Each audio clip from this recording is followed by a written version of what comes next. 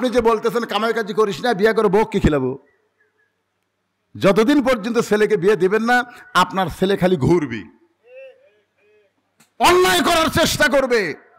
বাংলাদেশ সরকার নিয়ম করেছে মেয়েদের 18 আর ছেলেদের 22, এটা হলো সরকারি। আপনার বলেন তো দরকারি কখন? না না, আপনার বলেন সরকারি আর দরকারি দুটা কি এক? যে মেয়েটা দেখবেন বিয়ে দেওয়া লাগবে, অন্যা ঠিক মতো বুকত রাখে না, ফেলে দেয় আবার দেয়, ফেলে দেয় আবার দেয়, বুঝবেন ওই মেয়ের বিয়ার বয়স হয়ে গেছে। আর যেই ছেলে দেখবেন বাড়ির বেশিক্ষণ থাকবার চায় না, বাইরে বেশি ঘরে, 3 মাথা 4 মাথা 5 মাথা ঘুরতেছে, বিয়ার আগেই বিয়ার টেস্ট নিচ্ছে, একটা মেয়েকে দেখতেছে, দেখার কারণে তার চোখের জিনা হচ্ছে। এই জন্য আপনাদের বলবো যারা বাবা আছেন বিয়েকে সহজ করেন। সম্পূর্ণ ডিমান্ড, যেটা ডিমান্ড আছে সম্পূর্ণ হারাম, জোরে কোন কথা ঠিক কিনা? সম্পূর্ণ হারাম, ডিমান্ড হারাম। আর মহারণা হলো ফরজ। আপনারা মহারণা অল্প বাঁধবেন, বেশি বাঁধার দরকার নাই, বিয়েকে সহজ করেন। আর মেয়ের বাড়িতে গুছি সুতে যায় খাওয়া যাবে না, বরং মেয়ে পক্ষকে আপনারা খাওয়াতে পারবেন, কিন্তু ছেলে পক্ষ মেয়ের বাড়িতে যাওয়া এটা রাসূলের সুন্নাহ বিরোধী। আপনার বিয়েকে সহজ করবেন, ছেলের যখন বয়স হয়েছে আপনি বিয়ে দিয়ে দেখেন, ওই ছেলের ধান্দায় কামাই করার চেষ্টা করবে, জোরে কোন কথা ঠিক কিনা? ওই ভালো বইয়ের চিন্তায় ও কামাইয়ের চিন্তা করবে, আল্লাহ রেজেকের দরজা খুলে দিবে। আপনার ছেলেদের বিয়ের বয়স হলে বিয়ে দিবেন, বয়সে বিয়ে না দিলে বিয়ের বয়স যখন চলে যাবে, নানা অন্যায় করার বহু অন্যায় এখন করা যায়, অন্যায় করার কারণে তাদের পুরুষত্ব দুর্বল হয়ে যাবে, পরে বিয়ে দিবেন ঠিকই, বউ আর থাকতে চাবে না। আল্লাহ তাআলা যুবকদেরকে পুরুষত্ব সহকারে কবুল করুক, জোরে কোন আমিন। ক্ষণস্থায়ী আর আখেরাত হলো চিরস্থায়ী। আপনার অন্তর থেকে বলেন তো, আপনারা ক্ষণস্থায়ী পছন্দ করেন না চিরস্থায়ী পছন্দ করেন? তাহলে চিরস্থায়ী যদি পছন্দ করেন তাহলে ক্ষণস্থায়ী দুনিয়া ছাড়া লাগবে। ক্ষণস্থায়ীর মধ্যে থেকে চিরস্থায়ী পছন্দ করলে হবে না। মুসা বলতেছে আল্লাহ মৃত্যুকে পছন্দ করার 3 নম্বর কারণ হলো এই ক্ষণস্থায়ী জীবন পাড়ি দিয়ে চিরস্থায়ী এমন একটা জিন্দগি পাবো যে জীবন পাইলে আর কোনো দিন মৃত্যু হবে না। আমরা সেই জীবন চাই যেই জীবন পাওয়ার পরে হিসাব ছাড়া আল্লাহ যেন জান্নাত দেয়। সাইড থেকে একজন বলে, হুজুর কি মনে করছেন আল্লাহ না 2-4 বছর আমাকে জাহান্নাম দিবি, তারপরে কি জান্নাত দিবি না? হ্যাঁ, কি বলতেছে 12টা বাজার পর? মানে ও সাইড না না না, 20 বছর জেল হবে, 20 বছর। ওই খালি কান্দের হাই রে, আমার জুয়ান বউ বাড়িতে আছে, আমার বাপ মা বাড়িতে আছে, সেইগুলো সব বাড়ি ছুঁয়ে আমি 20 বছর জেলত কেমনে থাকবো? ওরে বাবা রে, ওরে মারে, খালি কান্দে। হাকিম বলতে তখনই আইতো, এই তো 20 বছর জেল না, খালি মাত্র 1 ঘন্টা একটা কাম করা লাগবে, পারবো? তাহলে তোর 20 বছর জেল মাপ। তখন আপনি যা বলবেন তাই, কিছুই না, ওই আগুনের চুলা জ্বলাছি, ঝক করে আগুন জ্বলতেছে, ওর মধ্যে খালি তুই 1 ঘন্টা হাত দিয়ে থাকবো, যা 1 ঘন্টা হাত দিয়ে থাকলে তোর 20 বছর জেল মাফ হবে, যা। আপনার বলেন তো উনি কি বলবি যে 1 ঘন্টা হাত দেয় 20 বছর জেল মাফ চাই? ওই আগুনের দিকে তাকায় বলে, না রে, ওরে বাবা রে। হাকিম বলতেছে 1 ঘন্টা লাগবে না, মাত্র 5 মিনিট, মাত্র 5টা মিনিট আগুনের চুলার মধ্যে হাত দিয়ে থাকবো, তোর 20 বছর জেল মাপ। ওই তখন বলবে, না স্যার পারবো না। তাহলে দুনিয়ার আগুন আর জাহান্নামের আগুন দুটা কি এক? আল্লাহ রাসূল বলেছে জাহান্নামের আগুনকে 70 বার পানিতে চুবড়ায়া আগুনের পাওয়ার কমায়া তারপরে আল্লাহ দুনিয়াতে দিছে। আর সেই আগুনের মধ্যে যদি আপনি 5 মিনিট হাত দিয়ে থাকবার না পারেন, তাহলে 2-4 বছর আপনি জাহান্নামে থাকবেন। তার মানে আজকের আলোচনা শোনার পরে সকলে নিয়ত করেন আল্লাহ যেন আমাদেরকে বিনা হিসাবে জান্নাত দেয়। আর বিনা হিসাবে জান্নাতে পাবার গেলে এই জীবনটা আমরা আল্লাহ রাস্তায় দিবার চাই। রাজি আছেন সবাই? আল্লাহ যেন কবুল করে, জোরে বলে আল্লাহুম্মা আমিন। এখন আল্লাহ রাস্তায় জীবন দিবার গেলে আল্লাহ কোরআনে বলেছেন, ইন্না সলাতি ওয়া নুসুকি ওয়া মাহইয়ায়া ওয়া মামাতি লিল্লাহি রাব্বিল আলামিন। এখানে 4টা জিনিস আছে, জোরে কোন কয়টা? 1 নম্বর হলো নামাজ। আপনার ফজরের নামাজ না না, ফজর নামাজ তো আসেনি, এশার নামাজ। ও দেখ ছেলে ওদের পাঞ্জে গর্দে উঠলো, মানে নামাজের কথা করে দেখবেন। আমি এই যে দীর্ঘ 43 বছর, এই বছর দিয়ে আমার 43 বছর হবে ওয়াজের বয়স। আমি দেখছি এই 43 বছর ওয়াজের মধ্যে এই নামাজের ওয়াজ করলে মানুষ বেশি বেজার হয়, আর এই সুদ ঘুষের ওয়াজ করলে মানুষ বেশি বেজার হয়। যখন সুদের ওয়াজ করবেন, আর ওয়াজ জান না রে, এমন এক ওয়াজ ধরলো। আপনি বলেন নামাজ ছাড়া কোনো মুক্তি আছে? লা সালাতা লা ইমানা, যার নামাজ নাই তার ইমান নেই। ভাই আব্দুল কুফরি তর্ক সালাত, বান্দা কাফিরের মধ্যে পৃথক করার জিনিসটার নামই হলো নামাজ। অনেকে মনে করে হুজুর আমরা কি জুম্মার নামাজ পড়ি না? আপনি কি মনে করেন আমরা কি জুম্মা পড়ি না? আচ্ছা, যারা জুম্মা পড়ো, আল্লাহর একটা আয়াত আছে, লা তাকনাতু মির রাহমাতিল্লাহ ইন্নাল্লাহা ইয়াগফিরুয যুনুবা জামিয়া ইন্নাহু হুয়াল গাফুরুর রহিম। এই আয়াতের শানে আল্লাহ বললেন আমি রহমত, দয়াবান, গাফুরুর রহিম। শুধু জুম্মার নামাজ যারা পড়েছো তাদেরকে আমি আল্লাহ তাআলা জান্নাত দিয়ে দিলাম, যাও। তখন জুম্মা পার্টিরা যা খুশি হয়ে বুঝলেন, কে শেষে যে আগে বাড়াছি 5 ওয়াক্ত পড়িনি, আল্লাহ আমাকেও জান্নাত দিল। আর এক দৌড়ে জান্নাতের কাছে যায়, দেখবে জান্নাতের দরজার বিশাল একটা তালা। তো বলবে আল্লাহ জান্নাত দিলেন, দরজার তালা কেন?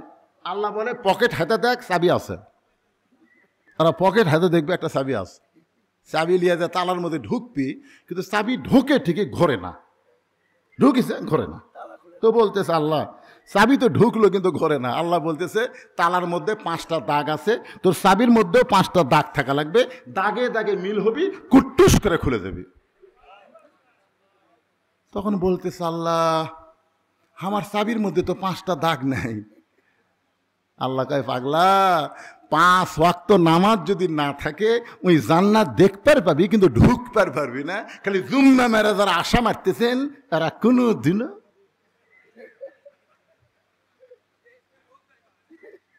জান্নাত দেখতে পারবেন নামাজের কারণে, কিন্তু ঢোকার কোনো উপায় থাকবে না। এই জন্যে ভাইজান 5 ওয়াক্ত নামাজ, ইন্নাস সালাতি, নামাজ কার জন্যে? ওয়ানুসুখি, এখানে বলা হয়েছে কুরবানি। এই কুরবানি মানে গরু খাসি কুরবানি না। এই কুরবানি নিয়ে আমি একটা গান গাবো ছোট্ট করে আপনাদের বোঝানোর জন্যে, যদি বোঝেন ভালো, তারপরে ব্যাখ্যা করা লাগবে না। গানটাকে শুরু করব। ইমানের দাবি যদি কুরবানি হয়, সেই দাবি ঘরে বসে থাকা নয়। ইমানের দাবি যদি কুরবানি হয়, সেই দাবি ঘরে বসে থাকা নয়। ইমানের দাবি হলো কিছু বিনিময়, ইমানের দাবি হলো কিছু বিনিময়। সেই বিনিময় যদি কলিজার ঘাম হয়, সেই ঘাম দিতে যেন তৈরি থাকি। ওগো দয়াময় আমার আল্লাহ দয়াময়, ইমানের দাবি হলো অগ্নিশিখা, বাতিলের বিরুদ্ধে জ্বলতে শিখা। সে আগুনে জ্বলে জ্বলে, সে আগুনে জ্বলে জ্বলে দিব ইমানের পরিচয়। ইমানের দাবি ঘরে বসে থাকুন না কেন? ইমানের দাবি ঘরে বসে থাকা নয়। ঘরত বসে ইমান রক্ষা করবেন। মা ভয় দেখাছে, বাবা ঘর থেকে বাড়াস না, বাহিরে জঙ্গল আছে, বাবা বাহিরে জঙ্গল আছে, জঙ্গলে বাঘ আছে, বাড়াস না। এমন বাঘের ভয় দেখাছে, ছেলের বাড়ির থেকে বাড়ায় না, আর বাড়ায় না। জঙ্গল বাড়তে বাড়তে বাড়তে এখানে ঘরের জানলা পর্যন্ত যাচ্ছে। এখন জানলা তো বাঘ ওয়াও ওয়াও করতেছে, ওই ঘরের মধ্যে দৌড়ে মা সাবে ধরে বলতেছে, মা তুমি বার হবা নিষেধ করলে, এখন বাঘে যে আমার জানলার দরজার কাছে আসলো, এখন কি করবো?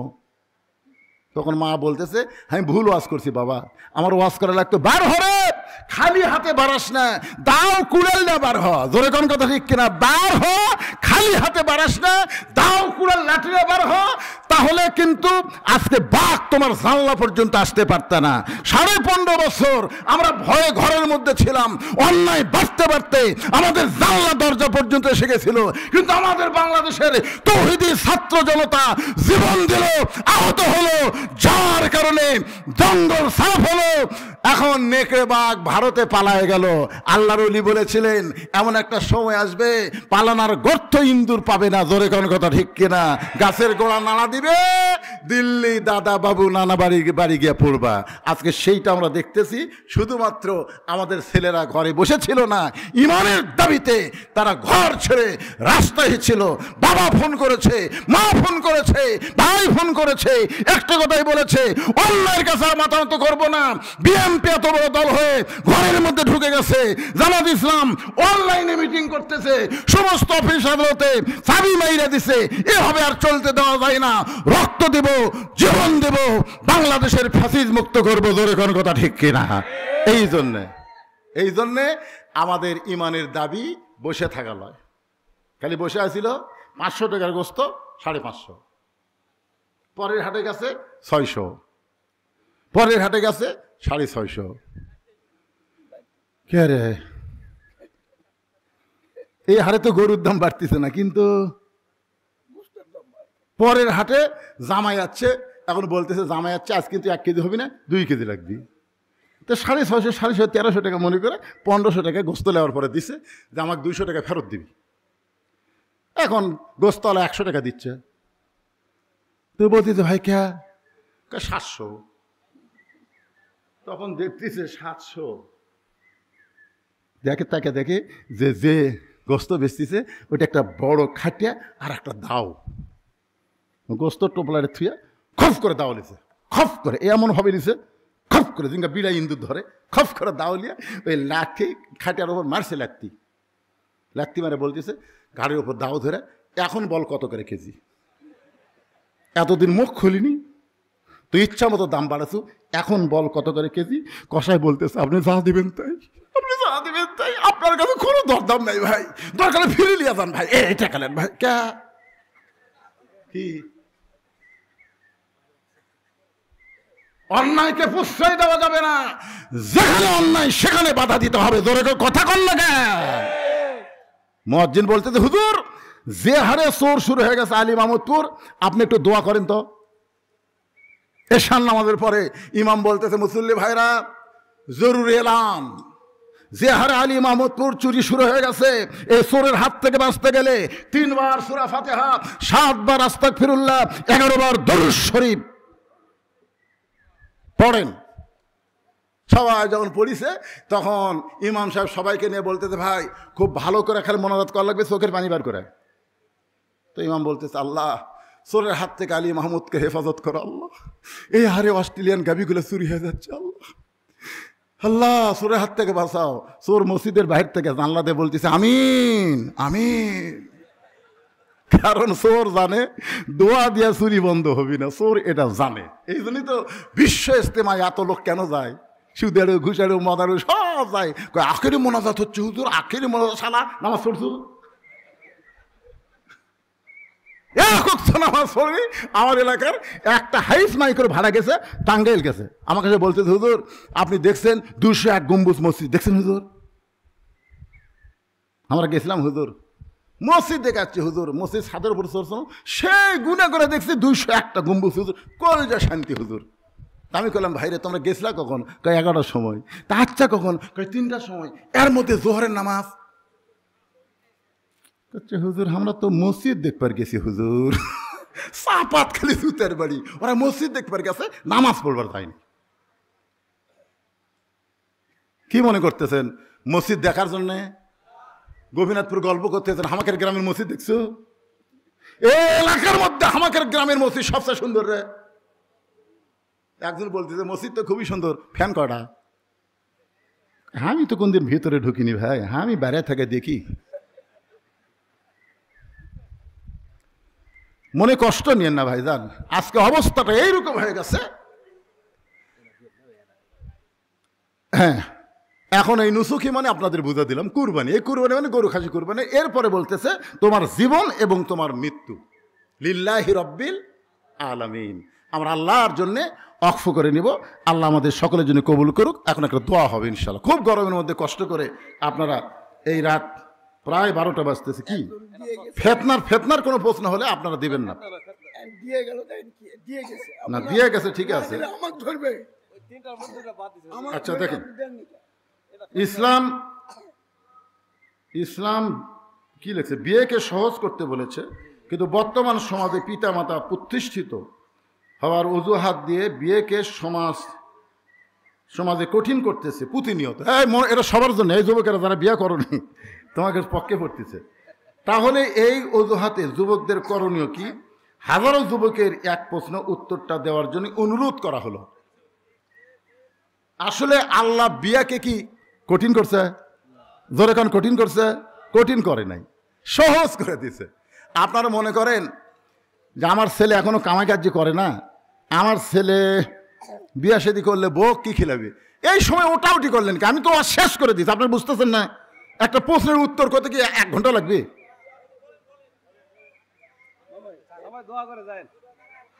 না না না, ওটাউটি করলে দেখতে আমরা যে সবাই এক মুসলমান, এক জায়গায় থাকবো, একানুষ্ঠ হবো। ওয়া তাসিমু বিহাবলিল্লাহি জামিআ ওয়া লা তাফাররাকু, আল্লাহ বলেছেন তোমরা একত্র হও। এটা মাঝখান থেকে লাভটা ওঠেন কেন? আপনারা কি মনে করতেছেন এখানে কোন আদায় আছে? কোন আদায় আছে? স্পেশাল ওয়াজ, স্পেশাল মাহফিল, কোনো ঝামেলা নাই। শোনেন, রেজেকের মালিককে আপনি বলেন আল্লাহুম্মা আমিন, আল্লাহুম্মা আনতাস সালাম ওয়া মিনকাস সালাম, তাবারাকতা ইয়া যাল জালালি ওয়াল ইকরাম। কঠিন গরমের ভিতরে সকলের গাও ঘেমে ঘাম পড়তেছে। আল্লাহ, এত গরমের মধ্যে তোমার বান্দারা আরামের বাড়ি ফ্যানগুলোকে বাদ দিয়া তোমার কোরআনের মহব্বত, নবীর সুন্নাহকে মহব্বত করে ঘন্টার পর ঘন্টা জান্নাতের বাগানে বসে কোরআন হাদিস আলোচনা শোনার শেষে আমি গুনাহগারের সঙ্গে রহমতের দরজায় ফকির হয়ে দোকানে হাত তুলেছি। আল্লাহ, মেহেরবানি করে আজকের মাহফিল আমাদের সকলের হেদায়েতের জন্যে, নাজাতের জন্যে, জান্নাতের জন্যে কবুল করে নাও।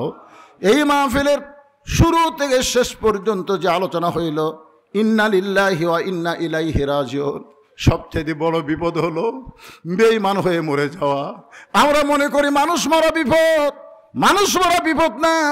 আল্লাহ যেই 3টা কারণ আজকে উল্লেখ করলাম, 1 নম্বর হলো না মরলে জান্নাতে যাওয়া যাবে না, 2 নম্বর হলো আমরা মরবো কেবলমাত্র আল্লাহর জন্যে, 3 নম্বর হলো দুনিয়া ক্ষণস্থায়ী, আখিরাত চিরস্থায়ী, চিরস্থায়ীকে পছন্দ করে দুনিয়া থেকে যাইতে আমরা সবাই ইমানের সঙ্গে মুসলমান হিসেবে আল্লাহ কবুল করে নাও।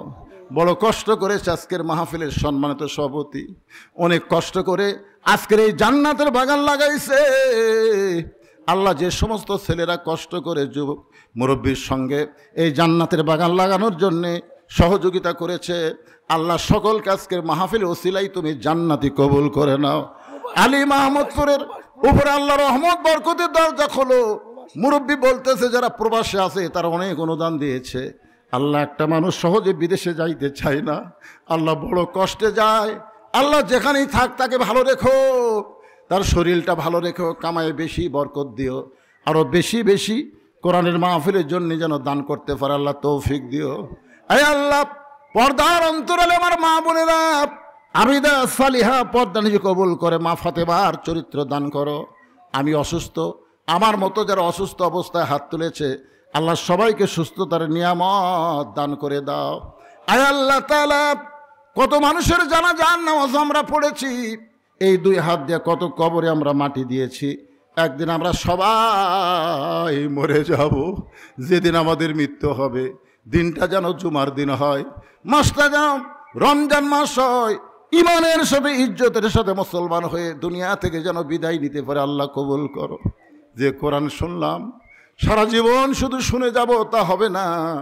আমরা সব দেখলাম 54 বছরে, আগামীতে আমরা দেখতে চাই কোরআনের বাংলাদেশ। আল্লাহ আমাদের সবাইকে দেখার তৌফিক দিয়া দিও। আল্লাহ আমাদের সবাইকে মাফ করো। প্রতিবেশী ভারত, কিন্তু প্রতিবেশী যে এত বড় শত্রু হয় আমরা কখনো চিন্তা করি নাই।